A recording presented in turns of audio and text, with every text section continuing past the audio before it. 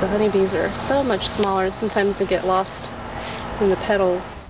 Yvonne Fred Lake's bee-friendly garden is at its peak on this midsummer day in Gainesville, Virginia. If I plant the sunflowers in succession, which is what I try to do, I can usually get every couple weeks a good count if I'm really vigilant and on top of it and don't forget to.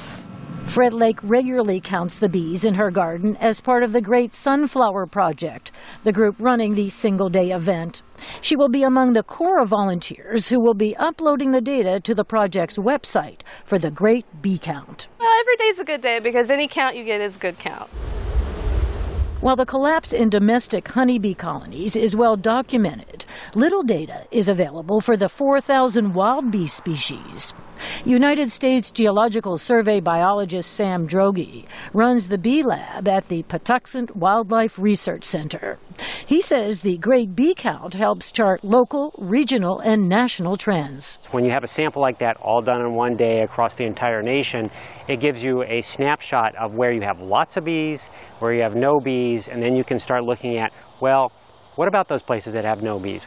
Droege needs that data and more to determine the health of wild native bees. On the research center's wildlife refuge, they've discovered that bees thrive in the clearings under the high-tension power lines. Droege says that data sparked plans for an expanded network of power line wildlife corridors. Here we have a place that could help us both from pollination and crops and economics, but also from rarity of plants and as a reservoir for things that don't exist anymore. And we'll look and see if we can pick a bee or a wasp. Droege is also developing a census of wild native bees across the United States. He expects to rely heavily on volunteers to get it done. If we're ever going to implement something that allows us to track changes in bee populations, it's going to be citizens who do the actual sampling. Yvonne Fred Lake says joining such efforts is a way to return the many favors that bees give the world, naturally, every day. They're helping me with my vegetables, and they're also helping probably hundreds of other families around me that have gardens too.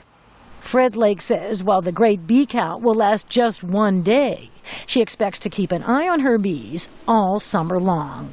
Rosanne Skirble, VOA News, Washington.